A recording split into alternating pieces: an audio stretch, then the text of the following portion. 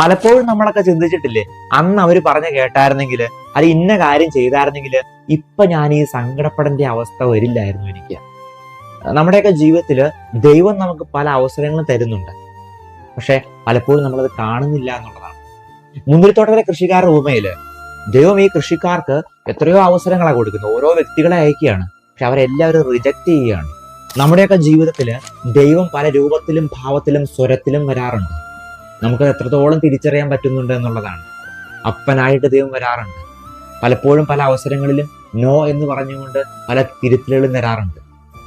പല വൈദികരുടെ രൂപത്തിൽ വരാറുണ്ട്, കൂട്ടുകാരനായിട്ട് വരാറുണ്ട്. പല അവസരങ്ങളിലും പല തടസ്സങ്ങളും സൃഷ്ടിക്കുമ്പോഴൊക്കെ ഇവിടെയെല്ലാം ദൈവത്തിന്റെ സ്വരമാണ് ഉള്ളത് എന്ന്, ദൈവത്തിന്റെ ഇടപെടലാണെന്ന് തിരിച്ചറിയാനായിട്ട് എനിക്ക് സാധിക്കുന്നുണ്ടോ? ഇല്ലെങ്കിൽ ഈ കൃഷിക്കാർക്ക് സംഭവിച്ച നാശം തന്നെ നമുക്കും സംഭവിക്കാം. അവസരങ്ങൾ ഒന്നേ ഉള്ളൂ എന്നൊക്കെയാ പറയുക. പക്ഷേ ദൈവം നമുക്ക് പല അവസരങ്ങളും തരുന്നുണ്ട്. അത് നമ്മൾ ഇനിയെങ്കിലും ശരിയാവും, ഇനിയെങ്കിലും നന്നാവും, ഇനിയെങ്കിലും തിരിച്ചു വരും എന്നൊക്കെയുള്ള വലിയ പ്രതീക്ഷയോടെയാണ് ഇവിടെയുള്ളത്. ഈ പ്രതീക്ഷകൾക്കൊത്ത് എനിക്ക് വളരാൻ പറ്റുന്നുണ്ടോ, തിരുത്താൻ പറ്റുന്നുണ്ടോ എന്നുള്ളതാണ്.